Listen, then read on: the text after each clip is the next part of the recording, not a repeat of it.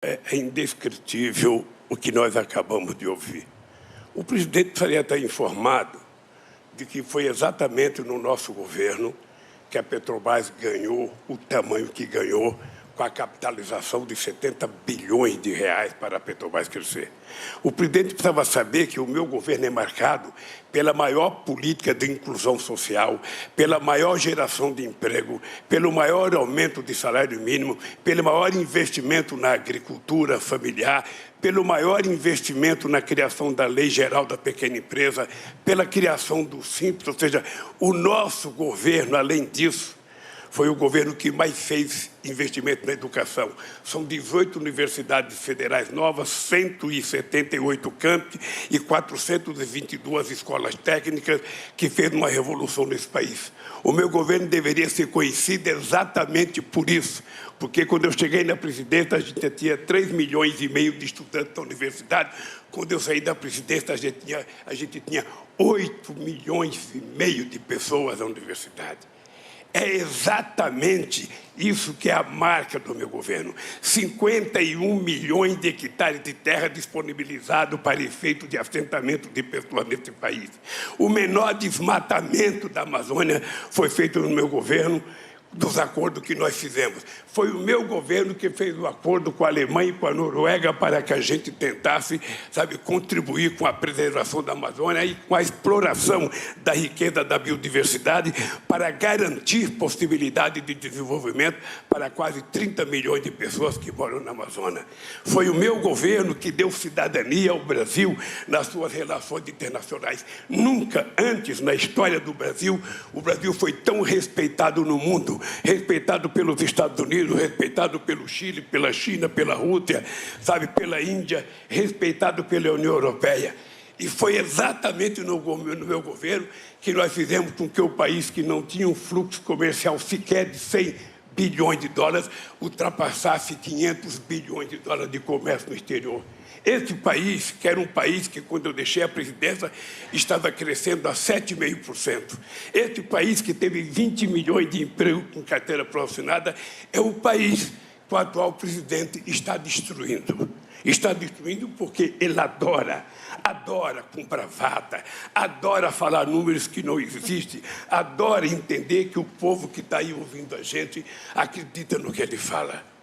Portanto, o país que eu deixei é um país que o povo tem saudade, é o país do emprego, é o país em que o povo tinha o direito de viver dignamente, de cabeça erguida nesse país. E esse país vai voltar.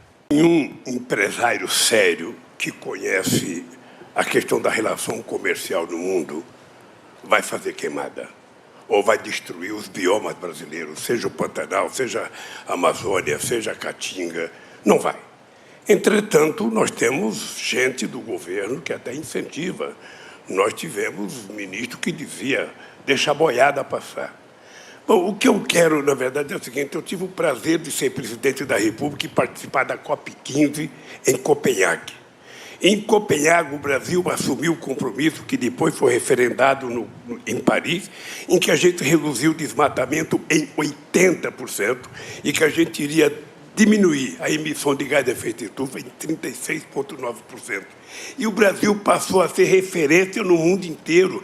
Todo mundo conversava com o Brasil e hoje as pessoas têm o Brasil como um país que não leva a sério e ninguém respeita as decisões do Brasil. O ProUni foi a maior revolução educacional que a gente fez nesse país. Milhões de meninos da periferia, meninos negros e negras, que estudavam em escola pública, tiveram a oportunidade de primeira vez fazer uma universidade que era privilégio de rico, era privilégio da classe média alta.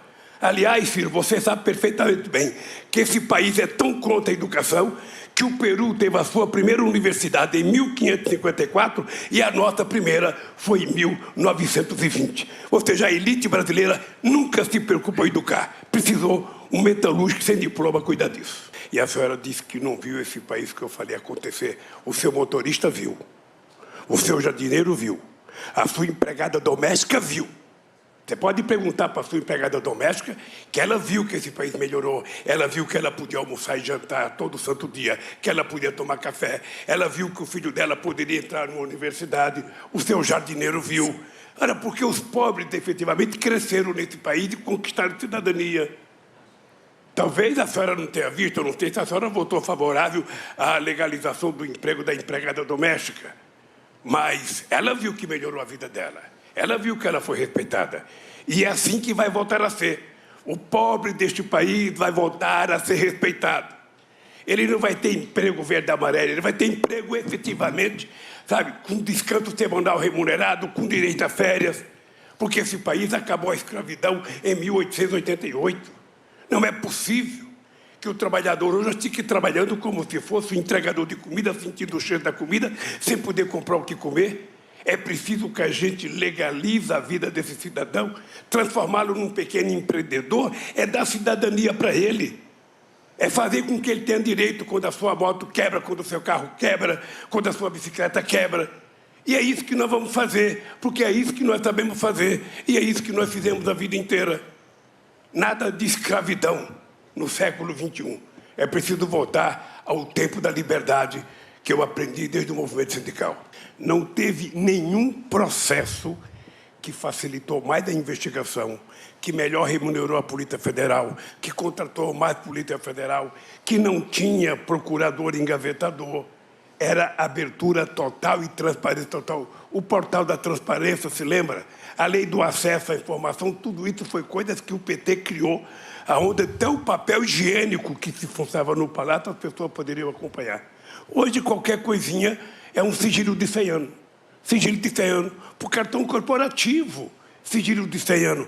Enquanto o nosso, eu tirei ministro porque comeu um pastel ou porque comeu uma tapioca e não conseguiu provar. Dizer da irresponsabilidade de quem exerce o cargo de presidente da República, que me chamou 2 vezes de presidiário.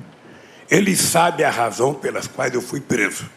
As razões pelas quais eu fui preso foi para ele se eleger presidente da República, porque era preciso tirar o Lula do pedaço.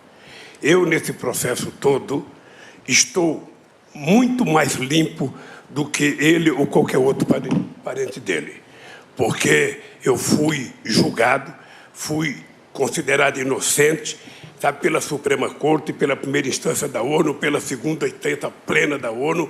Estou aqui candidato para ganhar as eleições e aí sim, num decreto só, eu vou apagar todos os seus sigilos.